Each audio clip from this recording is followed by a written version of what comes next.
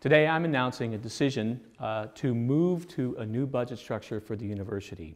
As you know, I have charged a Chancellor Study Group early on to study the issue of what kind of budget structure this university should be using given the new fiscal realities that we face. We currently work within an incremental budget structure which has served us well for 40 years, but at this point it's simply breaking down because of our revenue sources are drastically changing.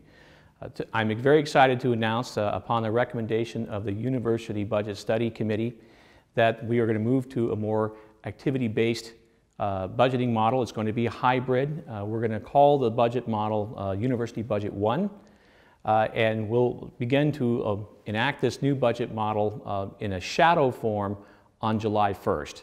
So this next year we will run our normal budget. At the same time, we will be running a shadow budget next to it to see how this new budget structure works. At the end of that time, there will be another decision point as to whether or not we go live with the budget model, and that would be in July of 2017. So I can't tell you how much I appreciate all the work of not only the original Chancellor Study Group led by Ryan Haley, but also the University Budget Structure Committee, who's worked tirelessly for months and months I think to put together a very good recommendation, which I'm accepting today. The new UB1 is going to afford us much greater transparency and flexibility, and it's going to incentivize entrepreneurial actions at this university. So under the old model, quite frankly, all the money came to the Chancellor, and the Chancellor dispersed it out. Under the new model, the revenue is going to come to those units that generate it, and then there will be some revenue that flows from those units to the central administration so that we can fund all of the essential functions of the university.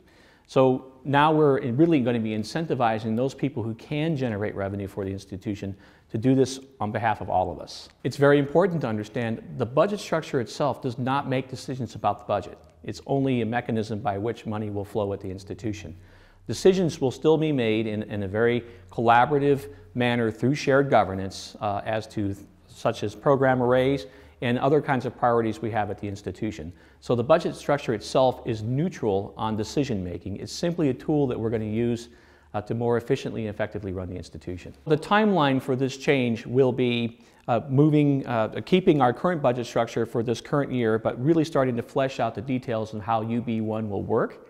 And then as we get those details settled and people understand how the money is going to flow, it's our hope that we will flip, after a decision is made, flip to the new budget in the July of 2017. A good part of any plan is the contingency of how to unwind it if in fact we have to. And so we will in fact be keeping track of this university budget using our previous system as we move forward with the new one once the full implementation takes place. I really do believe that moving to UB1 is going to be transformative for this institution. It's going to put us on a much better path in terms of the self-reliance that we're all trying to reach in these changing budget times.